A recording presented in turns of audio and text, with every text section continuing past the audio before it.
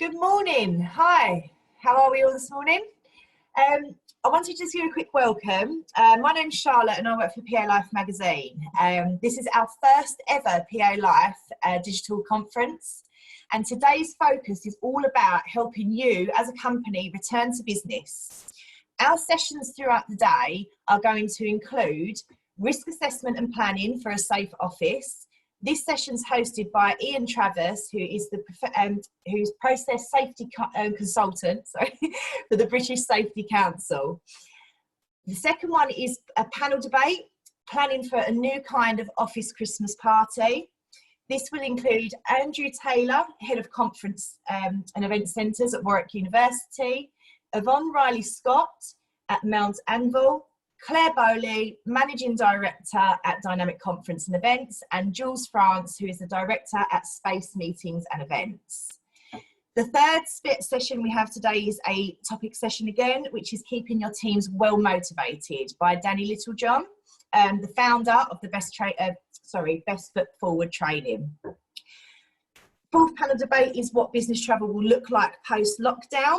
Again, this is another panel discussion that we have. This will feature Yvonne Riley-Scott, London Ambassador at Maiden Voyage, Caroline Pearson, Founder and CEO of Maiden Voyage, Donna Fitzgerald, Director of Sales and Solutions at Capita, plus also Clive Ratton, CEO of the Business and Travel Association.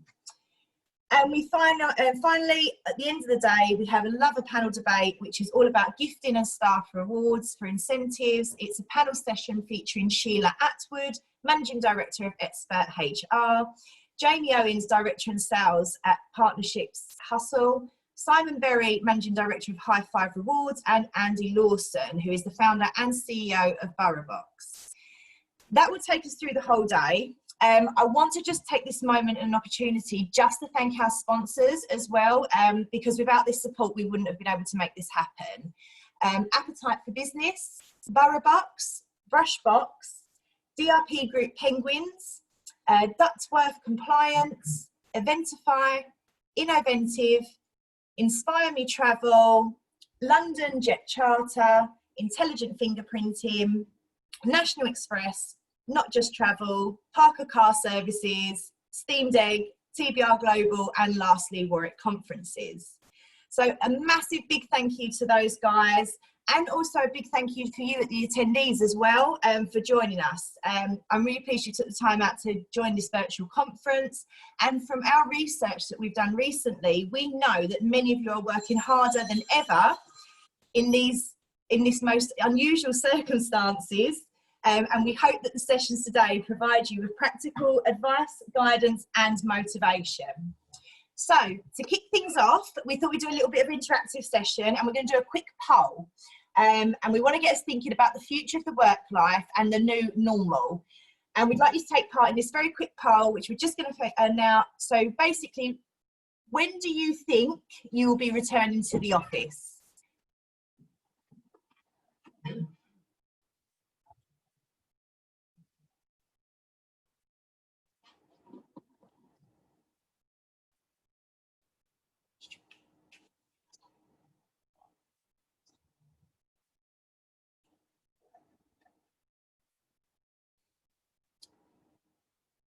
Lovely. Okay, let's end that poll. Thank you.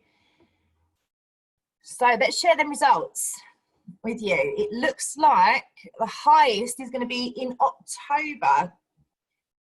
There we go. So 28% October, 26% in September.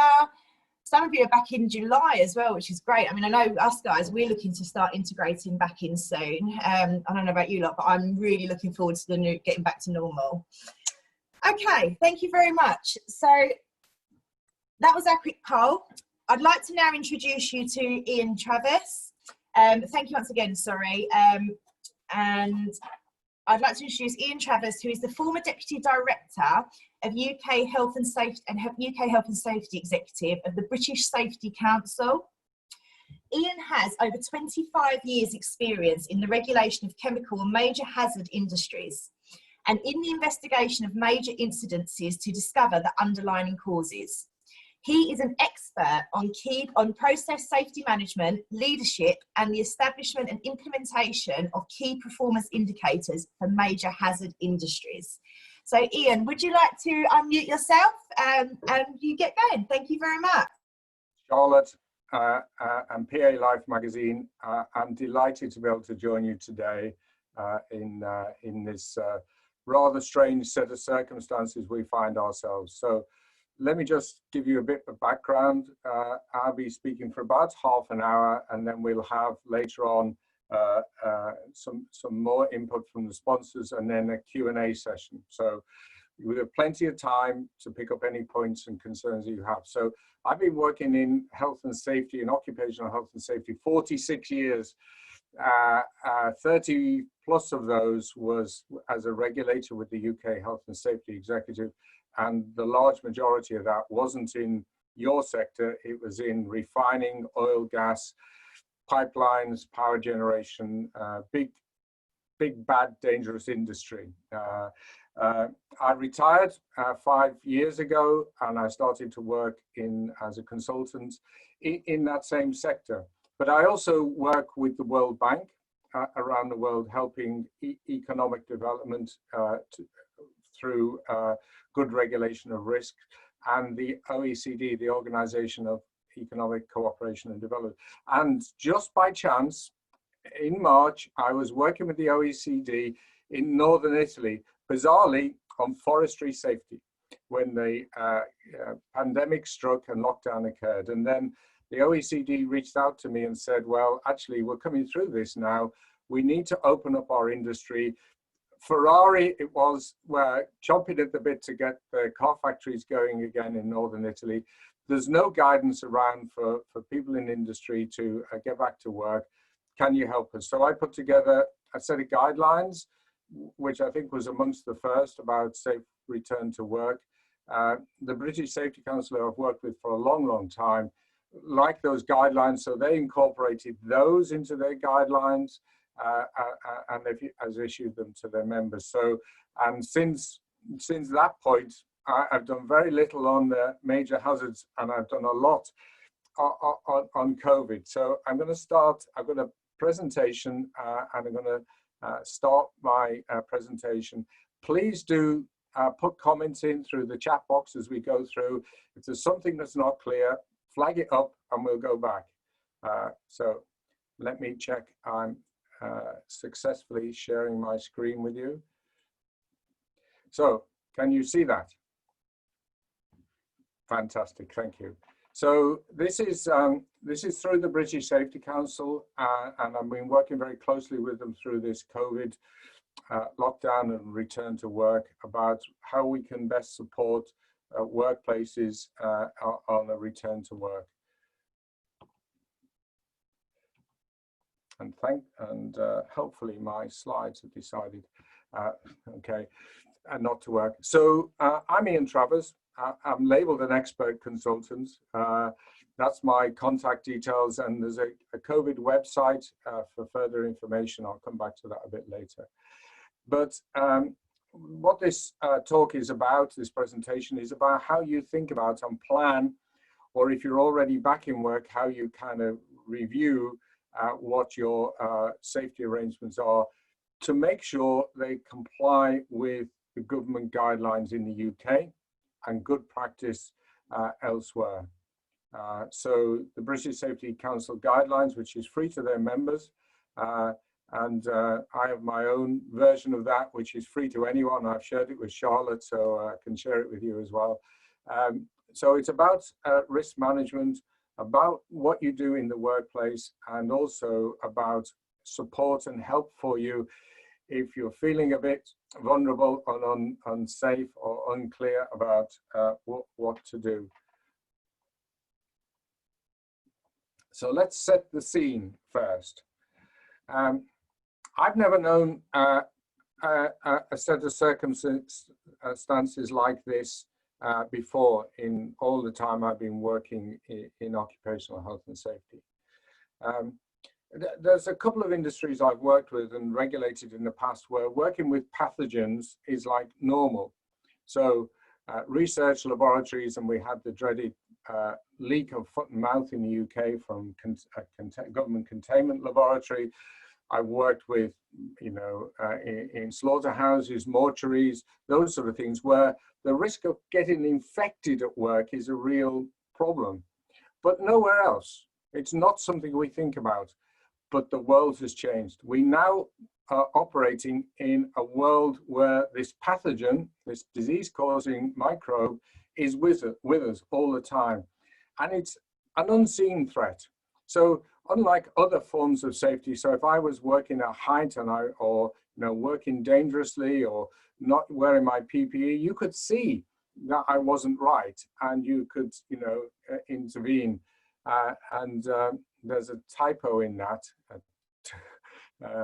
Anyway, it's an unseen threat, so you don't know whether it's here or not.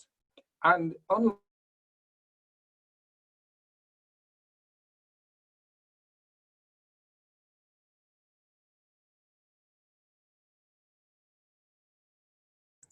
Hi like guys. other occupational health issues, when the Hi, sorry, and we lost you a little bit there. It's all right, we're back now. We're all good. right. Can you hear me now? Yep, you're all fine. Thank you. So it's an unseen threat. You can't see the form of harm like a dangerous machine or a noisy bit of machinery, and so you have to imagine the threat rather than experiencing it like a loud machine or a noisy machine. Normally it's the workplace that gives rise to harm, but in this case it's people. So it's your work colleagues, it's your staff, it's your visitors, it's people you encounter during your working life. You're a threat to them, and they too are a threat to you. So that is very unusual in the workplace.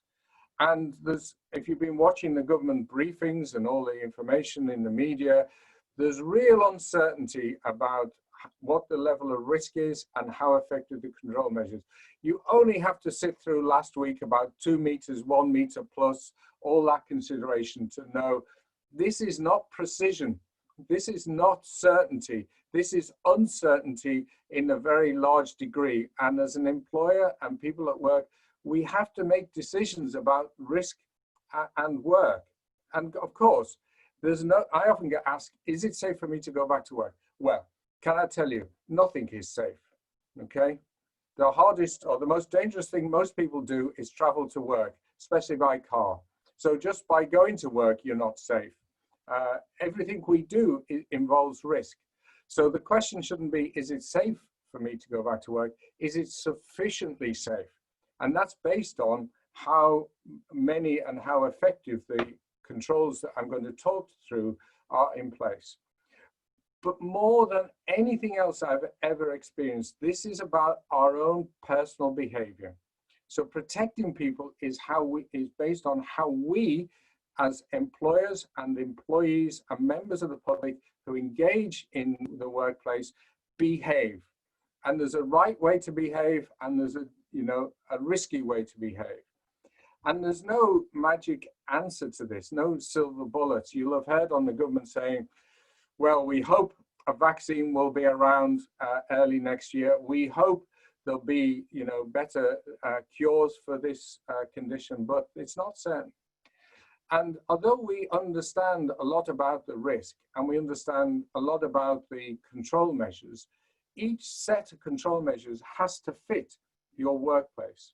Okay, and the government has issued now 9 sets of guidelines, and there's one for office working and shops, etc., etc. So you've got a generic form of harm, this virus. We've got a standard set of controls, and you have to match those controls to that harm. So there's no one size fits all. Most importantly, people are anxious. No doubt about it. We've learned to social distance. We've learned to avoid people. We've learned to avoid touching things. And all of a sudden, we're back in the workplace. So people are going to be anxious. And if you're an employer, they're going to be sharing that anxiety with you. We know that mental health in this time is a real problem. So there's lots of, hopefully, outreach from employers to employees checking on their mental health, checking on their anxiety, providing reassurance. So one of the most important things in all of this is talking to each other, understanding each other, reflecting on what our level of anxiety and concern is. A lot of employees are worried about regulatory intervention. Am I going to get an inspection? Are they going to come and find problems? I think that's unlikely unless you get a complaint against you. I think, you know, my colleagues in HSE and local authority are probably overwhelmed with the amount of work they've got. But there's also some concerns from employees about civil liability. So if one of my employees contracts coronavirus whilst at work, what's my civil liability to them? Or even if they die, you know, am I covered by my employer's liability insurance? Well, I'd be rushing for my policy and checking that out right now, because I would want to know that. What's my cover and what's my insurance company saying? So let's start with what the law requires. So none of this is new in terms of what the law says.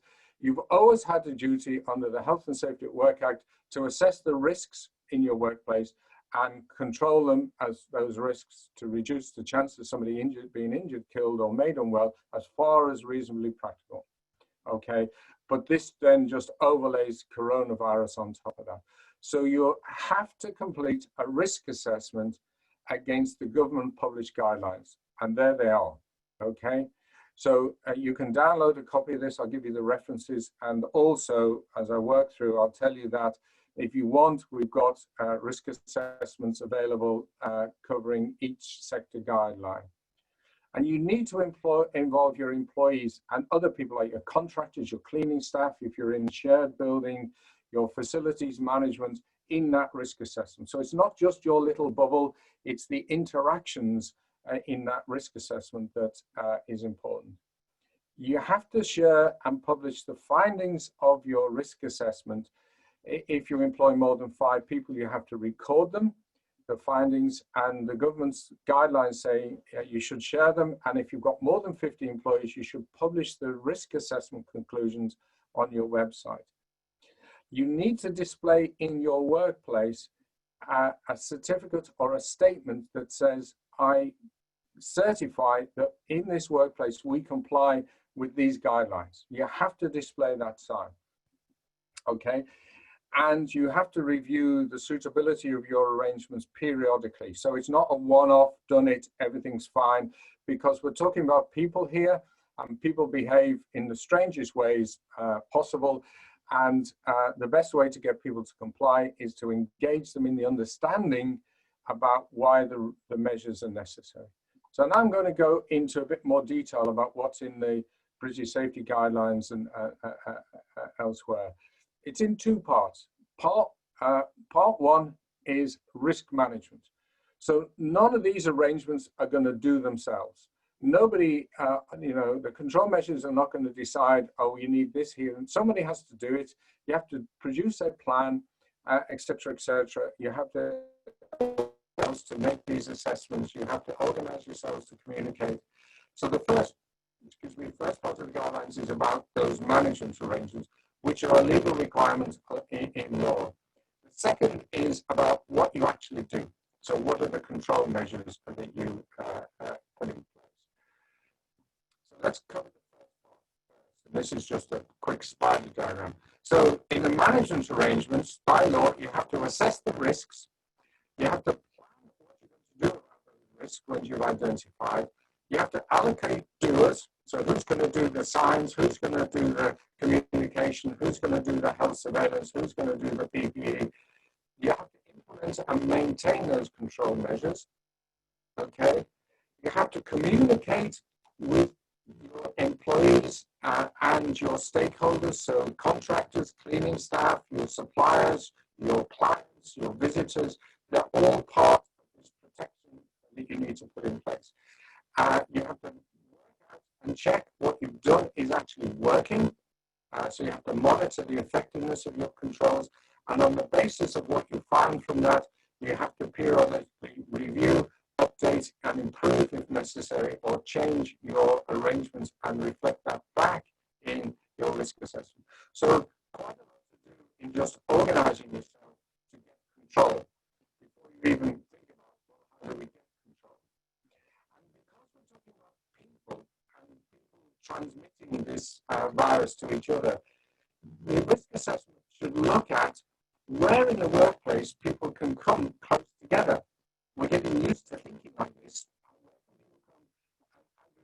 Where can they potentially touch contaminated surfaces and equipment, door handles, lift buttons, photocopiers, tea points? What are people going to touch? So you have to kind of map that out. And what's the workflow activities? What are we doing in work stages that might give rise for that transmission? So do a kind of workplace analysis and a workflow analysis. Use your floor plan to set out where people might interact. Spot the hot spots where, tea points, lift entries, reception points, those kind of things in the office where people might congregate. Part 2 is about, so what are you going to do? And, there's only these measures so far. There's no treatment and there's no vaccine. So these are the only things you can do. And they come in an order of... Sorry, I just want to stop you for a minute. You're a little bit robotic. A little bit of a connection issue. Let me change my microphone then.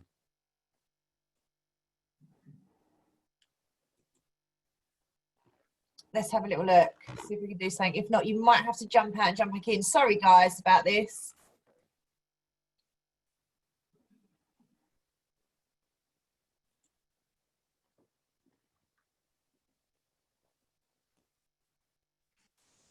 Is that any better? That's a lot better. Fantastic. Okay.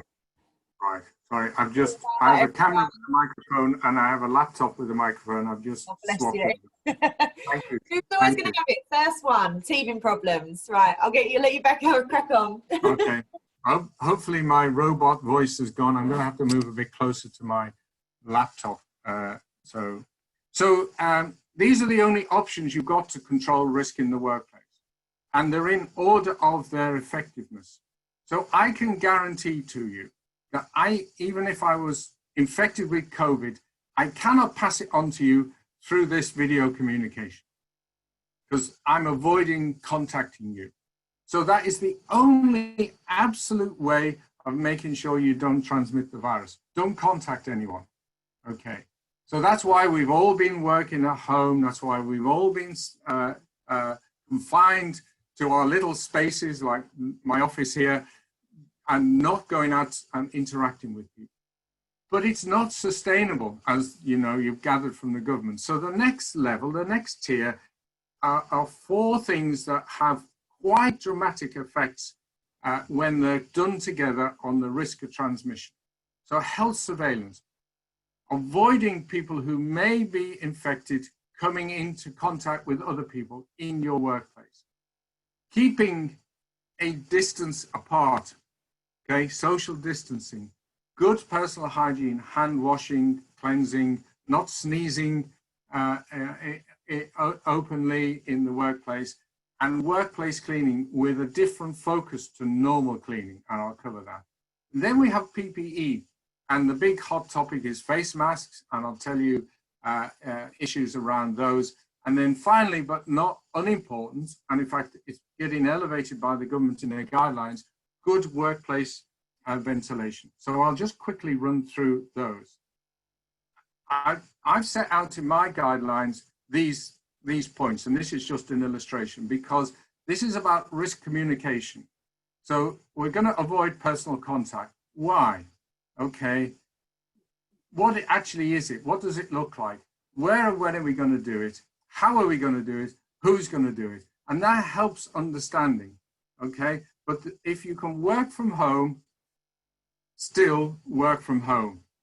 If people have got to come in the office, first off, decide who's essential to be in work.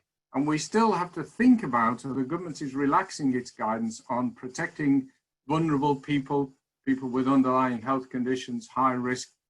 I'm high risk because I'm over 65 and I'm male, but generally I'm in good health. So, you know, you could say toughy and you've got to come back to work.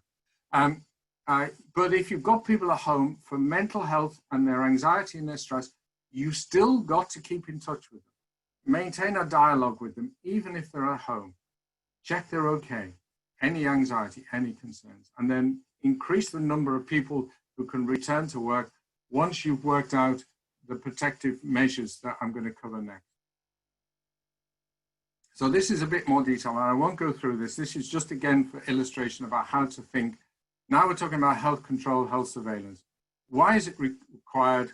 What exactly is it? Where are we going to do it? How are we going to do it? Who's going to do it? That's the way you've got to think. Okay, if you think in those ways, this makes much more sense. So you want to keep people who could be infected out of your workplace. So a pre-return health check, a declaration before people come back into work, which is then repeated. I'm recommending weekly in the workplace. And that health check should be, have you got any symptoms? Have you tested positive? Has anyone in your household got symptoms? Has anyone in your household tested positive? And if the answer is yes, please stay away from work, okay? And keep repeating that, okay? For some workplaces, you can get testing for high-risk staff. So in the care sectors and places like that, increasingly, you know, employer-based testing is coming more and more available. But most importantly, you've got to work out, what do you do if somebody starts to become unwell whilst they're at work? Okay, from here on in, coughing at work is a no-no. Anyone who starts to cough, people will scatter. Okay. So what if somebody starts to become unwell? What are you going to do? Okay, normal response is people go to them. Are you feeling okay, Ian? Can I get you some water? Whatever. The opposite has to happen now. You have to isolate them. You have to have a dedicated response, maybe a first aider with special training and PPE. You have to tell the person to stay put in the workplace. Don't move, don't wander around, don't go to the sick bay. Someone will come to you with a face mask and escort you to hopefully a place of safety and isolation area till the health services can come. And you need to work with your landlords or your facility managers if you're on, as a company I was dealing with yesterday, they're on the 13th floor of an office block and they have to get out down through that office, okay? And health declarations for visitors and contractors. Don't come here unless you fill this in, okay? Social distancing, need to change this now, but I'm sticking with 2 meters in my head, unless, you know, it's really not practical. So I wear a face mask when I go into a shop or other location, or if I go into someone else's workplace, just as a precaution. But physical separation, so one-way routes, particularly in common areas, in staircases, lift areas, reception areas, have one-way traffic. If you can have an uplift and a downlift in your building, which somebody yesterday was telling me they have, and an up set of stairs and a down set of stairs, fantastic. You may need to adjust arrival and departure times, and including breaks, to stop people congregating, yeah? So you might need to split up the working day, but you need to make sure people's personal behaviors adhere to the separation distances that you've set. So you need to check and monitor them, maybe supervise hotspots to make sure people aren't crowding and congregating. And in reception areas, it's common now to put perspex screens, put up signs and information, tape on the floor, signs on the walls, social distancing, one-way system, etc. I've even seen in Ilford, they've set the high street out in the shopping centre as a one-way system. That side's up, this side of the street is down. Fantastic, okay? Workplace cleaning, very, very, very important. But not cleaning the floor or the ceiling or the light fittings. It's things that people touch, okay? So spend a day in the office and watch what people touch. Door handles, the fridge, the photocopier, the telephone, their workstation, their work pad, etc., etc. And your cleaning plan has to look at those, okay? Cleaning plan focused on things that people touch. And if you've got contractor or your own cleaning staff, you need to walk those staff through, this is the changes.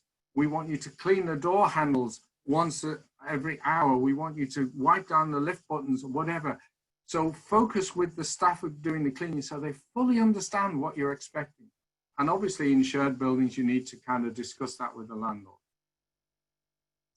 It's not unreasonable to expect staff to wipe down their own workstation or work equipment and have disposable sealed bags and pedal bins with lids for people to dispose of their waste. PPE, okay. For your industry, you probably don't need any. You're not in healthcare, so the government advice is at work, you don't need PPE over and above what you normally wear. They're saying things like for hairdressers, now visors, etc., etc. But let's talk about face masks. Face masks are not PPE. What PPE is a worn barrier. So there's a noisy machine. I wear my hearing defenders. That's my personal worn barrier against that noise to protect my hearing. Face masks, normally a respirator or face covering is a barrier against you breathing some harmful agent in, either fumes or dust, or in this case, virus. But face masks give, for this virus, very little protection.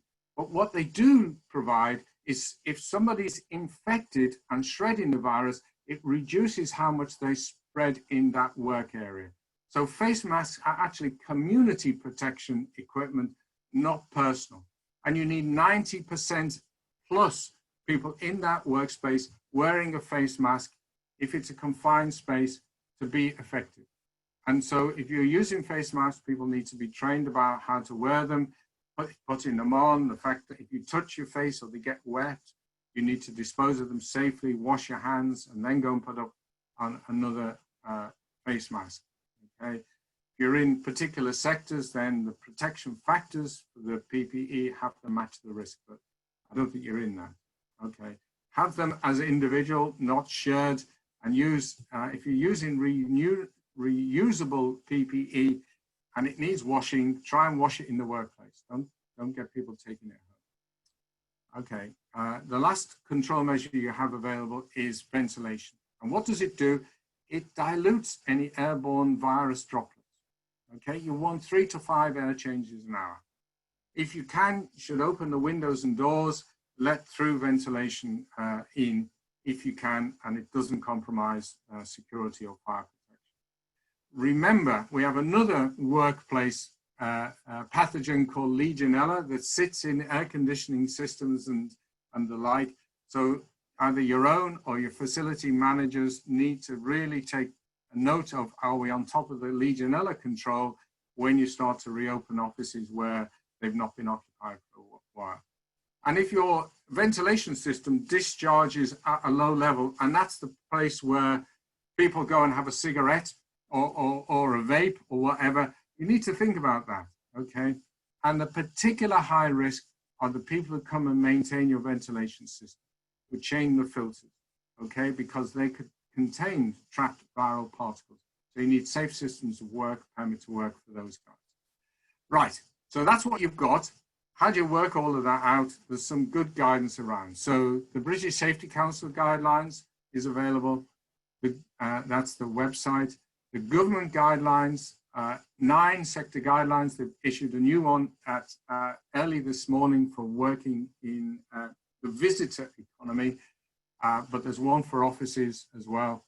I have tailor-made risk assessment templates that match these guidelines. So they're available from this location. The British Safety Council will offer you, and I've been doing lots of these with them, if you're uncertain whether you've done a decent job, if you're uncertain that your risk assessment is good enough, the British Safety Council will provide an analysis and an appraisal of your risk assessment. They'll even help, and usually it's through me or somebody like me, you develop a risk assessment if you're unsure. I've done a couple of tailor-made ones, done a couple of universities, etc. recently, and they will validate your control measures. So if not just your risk assessment, So if you've put in the control measures and you want them checked, are these any good? Do they fully meet the government requirements? Are they effective? There's an assurance program as well. Okay, so there's all this support available professionally to you, should you wish to take account of it. Okay, so just a little few minutes over, Charlotte. Time for any questions, if anyone has any. Don't worry, that's not a problem. Thank you so much, Ian. Thank you. We're going to go to questions at the end. So if you do have questions now, pop them in the Q&A box, and then what I'll do is I'll go back over them after, and we can address the speaker at the end. Okay? Right. So I will stop sharing then, Charlotte, and mute myself. Mute the robot. Okay? It's all right, it's teething issues. It's fine.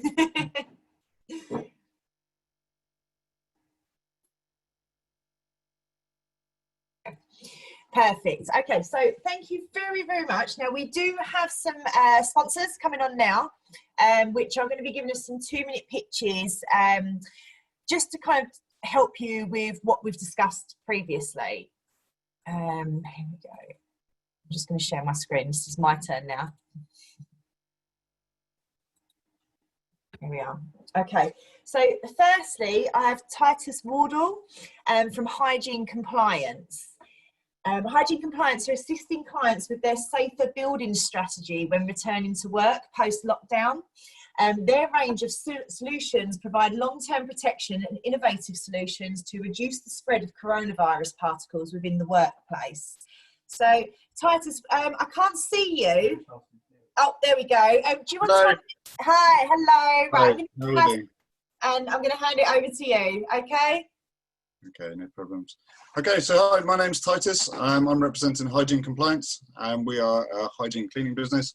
We've got a range of products and services that we're implementing to reduce the spread of coronavirus within the workplace.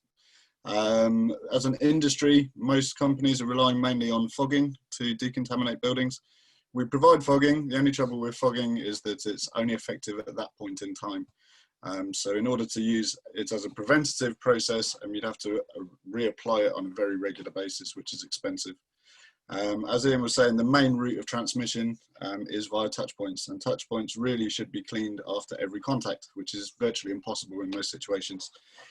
So one of the products that we are applying with our clients at the moment is a coating. It's an antiviral coating, which renders the surface antiviral for up to 20,000 abrasions. So it's nanotechnology. This is modern technology.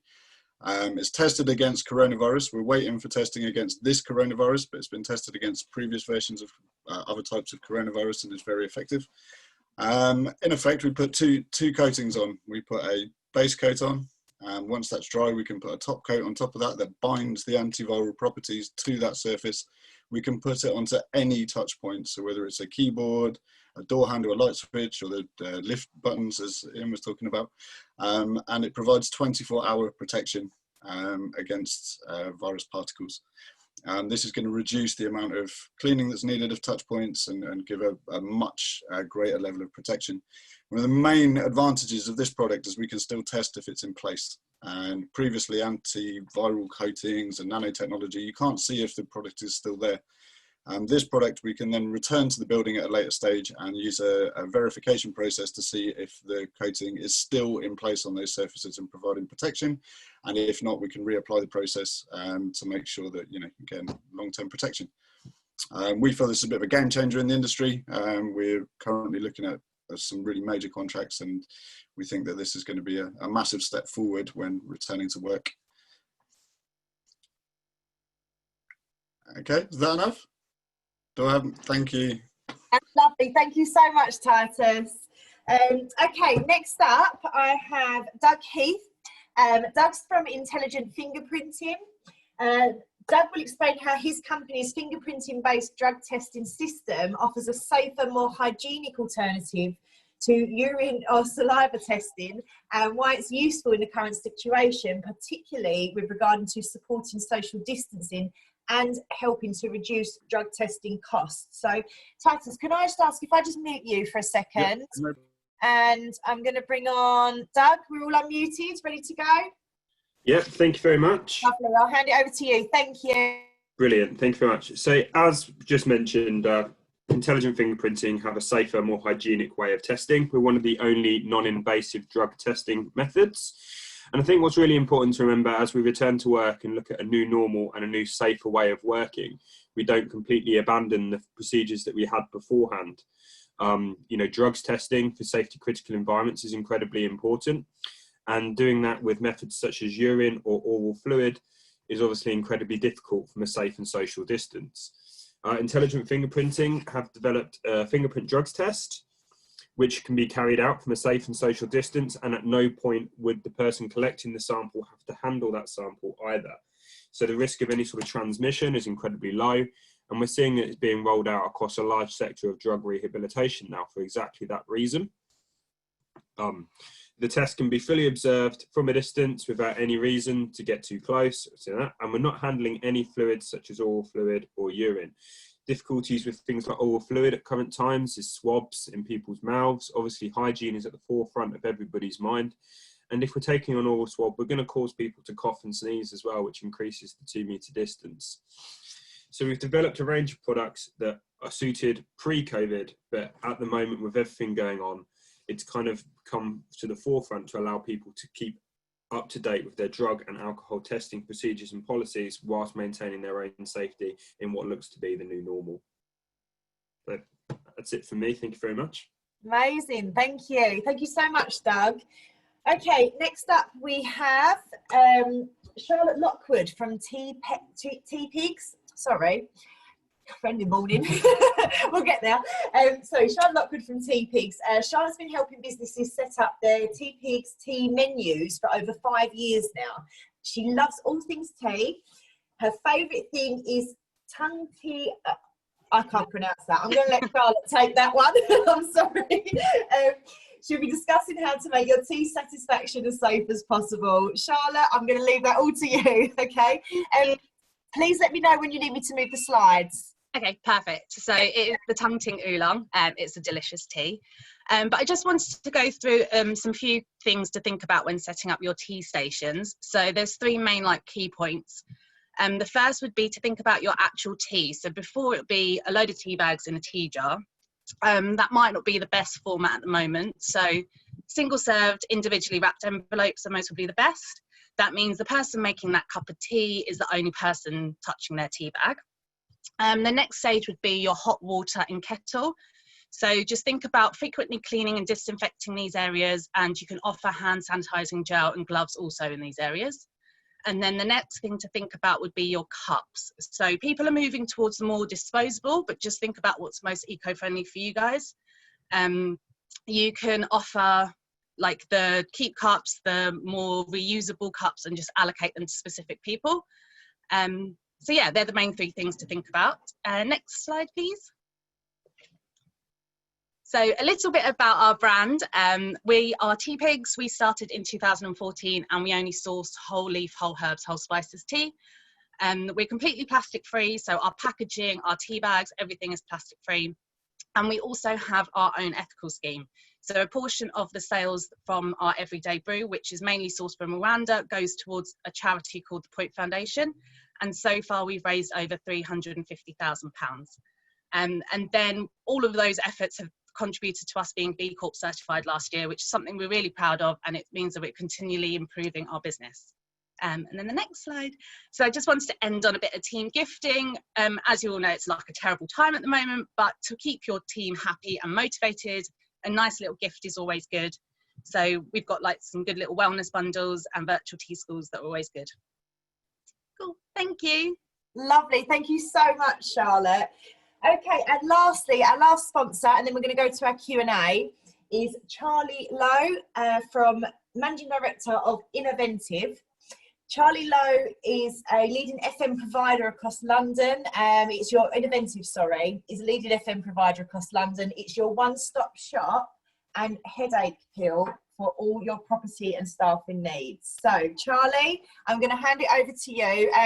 If when you want me to move the slide over, just let me know, because I know you've got 2 here. Yeah, that's great. Thank you. So I'm Charlie from Innoventive, Managing Director. if you see one of our vans across the street, which you might do because we've been working all the way through COVID, you'll see 4 words written underneath their brand. So that's cleaning, security, maintenance and staffing. These 4 words need to be expanded upon really to explain the reality of what we do. So if you just pop onto the next one, please. Thanks. So cleaning is about first impressions, consistent standards, hygiene and proactivity, and it has never been more important than now to trust your cleaning provider. We make sure you're compliant and we can be your COVID specialists.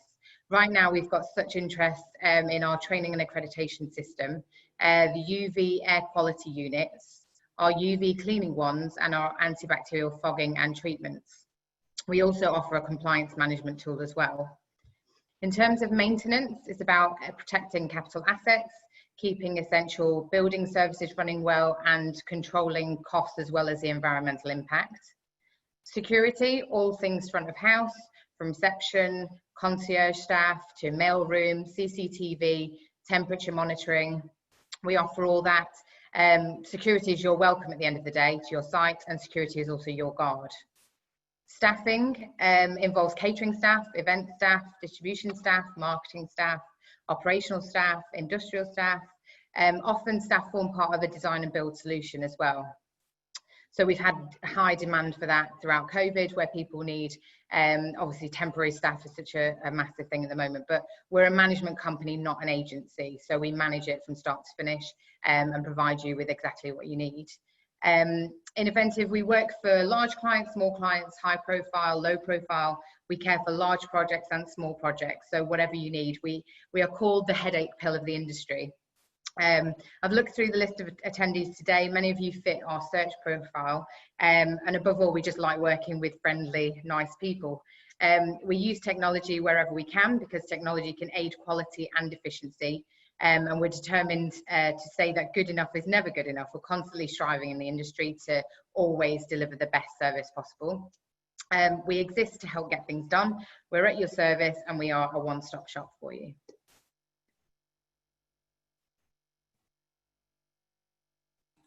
Lost my mouse then for a second. I couldn't find it. So I could unmute myself. Thank you so much, Charlie.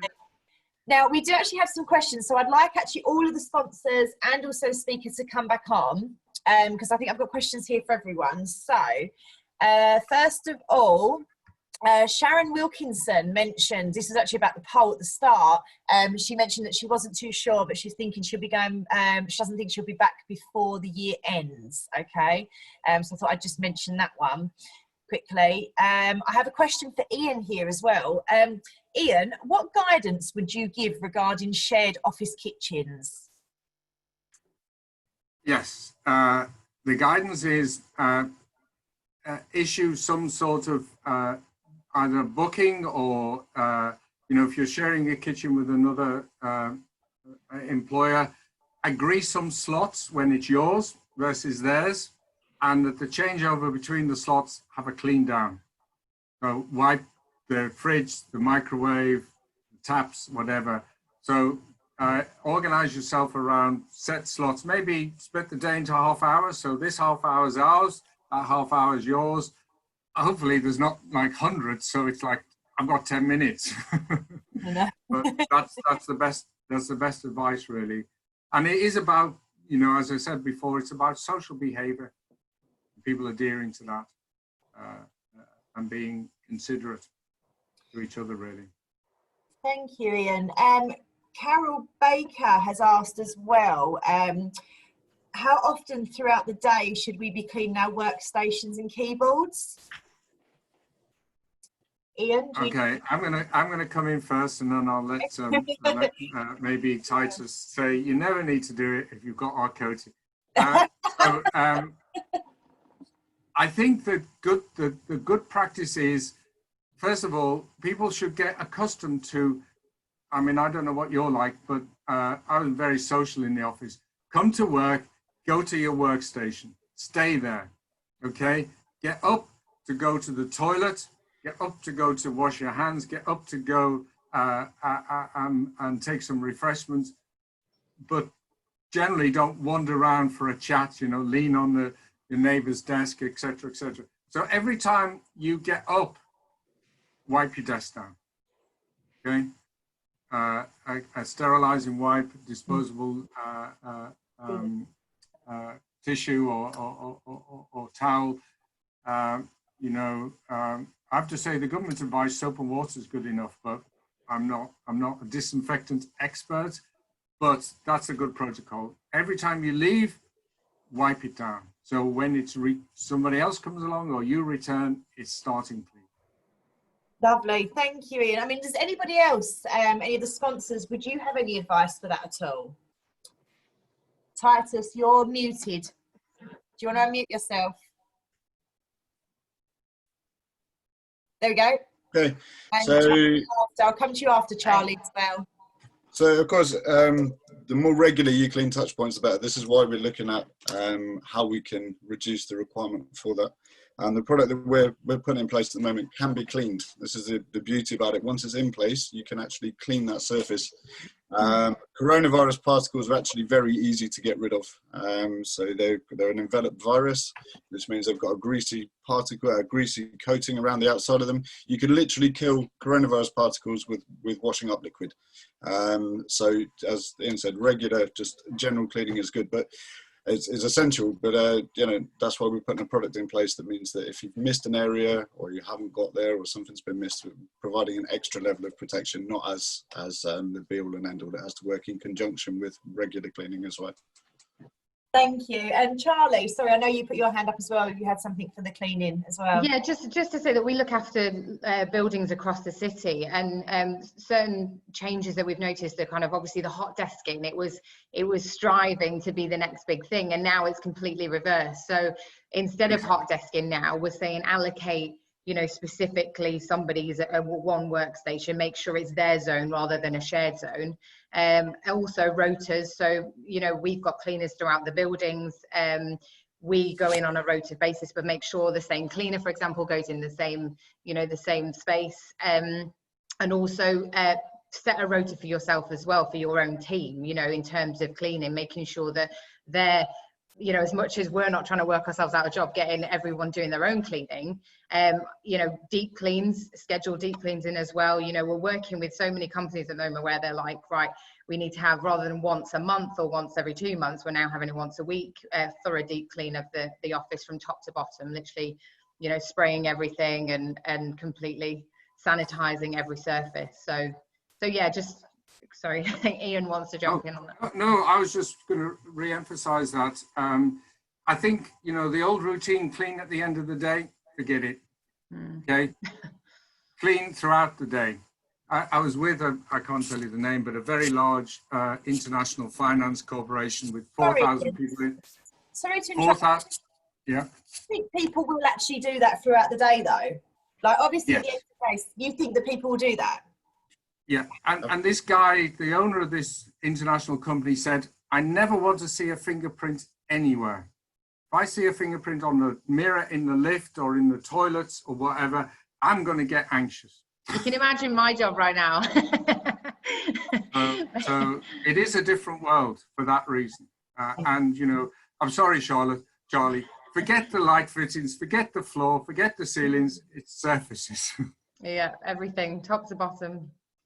Clean it all. Doug, did you want to add anything to that comment? Or I think that's sort of outside of my area of expertise. Yeah. No, that's fine. I didn't want to leave you out, that's all. And Charlotte, Charlotte's still on, isn't she? Yeah, I'm still here. There we go, perfect. I just wanted to make sure I couldn't see you all. So I've got a couple of actual travelling to the office questions. So again, I'm opening it up to everyone.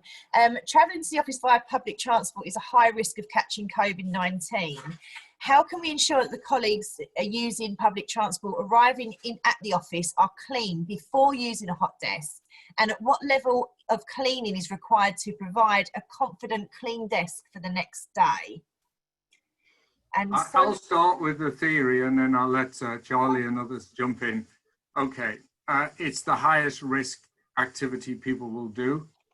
They're much safer in work than traveling in London on the tube, on public transport, on bus. So they must be educated and supported and advised about personal hygiene, about maybe carry some hand sanitizer with them, maybe wear gloves. I mean, that's a bit too far, but you have to wear a face covering. That's not to protect you, but to protect others. But when they arrive in the workstation, hand wash or hand sanitize at the point of entry. That's the best advice. That doesn't protect against them being infected, but they won't transmit the infection for a couple of days. You know, the incubation period is 4 or 5 days. So when they arrive at the office, wash your hands and educate the men. It's not a, you know, rinse and wipe type thing. It's a proper, thorough wash of your hands. I'm going to leave it up to you now, Charlie, to add to that. All I'd say on that, obviously, cleanliness. We're shocked actually at the amount of offices that we've walked into in other buildings and even, you know, shops and things where the cleanliness, they've reduced their budget on cleanliness and gone, actually, you know, we don't have the money, but yeah, it should be so important right now. The amount of areas that you see, oh my God, they've not emptied that bin for, you know, 2 weeks. And because I understand that people are managing their budgets tightly at the moment, but you have to make sure that you're not, for example, closing one toilet and you having a unisex toilet, which I have seen. It's shocking what people are doing. So as much as you want to limit the space in your, you know, area or your offices, you have to think about the cleanliness of those spaces that you are using. That's what I'd say, really. Brilliant. Thank you, Charlie. Does anyone, Titus? Yeah. Can you hear me? Yep. So one of the things that we've been provided, because we actually have a ventilation cleaning company as well, and one of the processes that are involved in ventilation cleaning post-clean is to test for a standard called TM26, is to test for swab testing and air sampling to see what pathogens are in the ductwork. And we're actually finding that this is a quite useful way of assessing a cleaning process within a building as well. So we can take swab samples from surfaces, we can take air samples. Although we can't actually test for coronavirus itself, we can test for what we call, which is TVC, total viable count. And this gives us a base level of what are the general pathogens and bacteria in that environment. And what we use this for, if you're doing a fogging process or something, we can do this before and after to see what the reduction in levels of pathogens are. And what we are finding with care homes specifically is that if we're finding there's high levels of pathogens in this, we're doing routine testing of general pathogens, that would be an indicator that the hygiene practices in that building are probably not good enough. Although we can't test specifically for coronavirus because we're not the NHS, it does give us an indicator of what the levels of hygiene are in that building. And that's something that I think may become more popular, okay, because it's very, as you say, it's impossible to see. If someone walks into a building and touches a surface, you can't see the pathogens, you can't see any of it, it's invisible. And having a routine testing process in there makes the pathogens visible to us, so we can then assess whether there's certain cleaning aspects need to be improved. Amazing, thank you. I'm going to sort of whiz through these next few questions, so we've got quite a few coming through. Linking to that travel one, just quickly, do we still need to wear masks in the office as well as travelling? No. No? Okay. No. The 2 meters social distances, good personal hygiene is the rule. If you've got to encroach on 2 meters, then think about reorganizing your workspace or your work activities to keep that space. Okay. Because otherwise, I mean, I've come across some organizations where they've said in restaurants and the common areas, face masks have been worn, but it's impractical because what are you in a restaurant for? To get a coffee. So how are you going to drink that through your face mask? And then you're going to be touching it and taking it off. So it's nonsense. So, you know, the best guidelines I've seen on face masks are actually US guidelines from OSHA. And it's about people who are in known contact with infectious people, giving care, and dentists and hygienists and people who are close up, personal, working with other people. But otherwise, the general advice is face masks, you know, don't give much, they don't give any individual protection to an individual, but they give community protection if 90% plus of people wearing it. So you can't think one person wearing a face mask or face covering, you know, will give protection. You're going to be everyone or no one, and work out where you sit from that. Sorry, I'm going to stop you there. So we've got quite a few to get through and I'm just a little bit conscious of time. Titus, I've got a quick question for you. Angela Morrison's asked, what was the name of your product? The product we're applying is called Liquid Guard. Lovely. Thank you very much. Advice for a fire alarm drill. So when everyone will follow the quickest route out, let me rephrase that. Will everyone follow the quickest route out regardless of social distancing measures? Do we need to do a massive wipe down of surfaces on the doors after? Okay. First thing about emergency evacuation, it's an emergency. So fire is going to kill you more certainly than COVID. Okay. So get out by the quickest, nearest route. Once you're out, forget mustering. Spread out. Don't crowd together like you do around the guy with the high vis and the clipboard. Move away from each other. And most organizations have suspended fire drills. So if the fire alarm goes off, it's for real. Get out. If you can, keep your hands in your pockets, you know, while you go down the stairs. Open the door with your bum, and that's good. But, you know, clean down afterwards, sure. You know, if there's been a massive evacuation, when it's safe to go back in the building. Brilliant. Okay, so Carol Baker's asked, how often throughout the day should we be cleaning our workstations and keyboards? Well, I said before, it's good practice that when you arrive, you clean them down, and whenever you leave your workstation, so when I stand up to work, I was going to say when you leave your seat, when you move away, so I'm going to make a cup of coffee, go to the toilet, wipe it down. Okay, thank you, Ian. Dawn Jones has asked, can I please ask about first aiders in the workplace? I know you mentioned about wearing PPE equipment. Does this mean that the first aiders will need to have additional training on how to use PPE? Two things. They need additional training about how to respond to a non-COVID situation. So somebody fallen over and cut their leg or turn their ankle or something. The response has to be as if they could be infected, because if you're going to administer first aid, you're going to be closer than 2 meters. So the best advice is for the first aiders that they wear a face covering, and the patient or the injured person is also provided with a face covering. So you need some stocks of those for first aiders. Stick it on the person, put some gloves on, because they generally wear gloves anyway, and if possible, and if you've got them, a visor. Okay. Wear a visor. For dealing with a COVID patient, it's about thinking and planning before you respond. So the first response is, I'm feeling unwell, I've got a temperature, I've started to cough. Stay at your workplace, at your workstation. Do not move. Pick up the phone and call for help. Then the first aiders need to plan what they're going to do. So can they be got to a safe location, you know, an unused office or something where they can be isolated? And how are you going to get there? How are you going to clear a path for them to be escorted? And the first aider should don good PPE, and so should the person ill. First thing you want to do with anyone who starts showing signs of COVID, stick a face covering on them. Okay, that's brilliant. Thank you, Ian. Right, we've just got a couple more. We've got a few minutes left, so I'm going to try and quickly get through everyone's questions now. Maria has a small team. They're planning to go back at 50% capacity, and they actually don't have an on-site cleaner.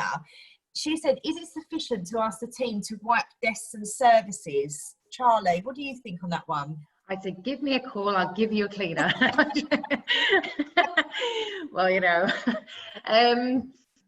I'd probably say, to be honest, it's like washing your hands, isn't it? Sanitize, just like Ian has just said, you know, sanitize as frequently as you know, if you go to the kitchen and make a cup of coffee, I'd probably say come back and just give it a wipe over. But at the end of the day, if it's just you using your keyboard, I can't see there's such a risk, because you're touching it and no one else is. So, you know, yes. What I've seen good practice is that, here's mine. And when you leave your workstation, turn it over. That's something different. Flip it over, so put it down, keys down. So then you know nobody's come and used it in between. That's a good tip. Thank you, Ian. Someone That else. wasn't my idea. I saw that in practice. Sorry, I can't see who's asked this question, but it's what's linking into that. What's the distance between the desks? Will we need plastic sheets to divide us?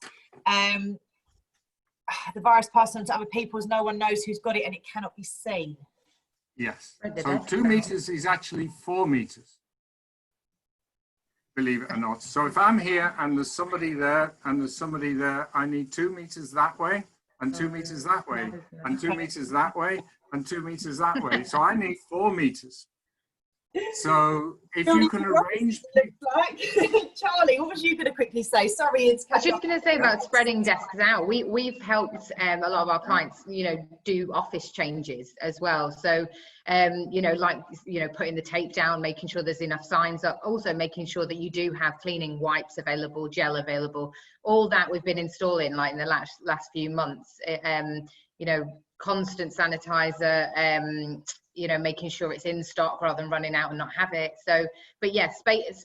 I mean, as much space as you've got. And a lot of people are also doing rotas. So where people, if you haven't got enough space, it's a small office, then say, right, you and you come in for Monday, Wednesday, Friday, and then, making sure that they're still using their own desks, but making sure it's on a rota. So not everyone's in at the same time. So that's been the staggered move back to work that we've seen as well. Yeah. I'm assuming you use other parts of your workplace. So don't hold meetings, but let people work in meeting rooms, socially distanced. Yeah. And hot desks and, common areas. Let people work there, and that's their work location, and that helps. Amazing. Right.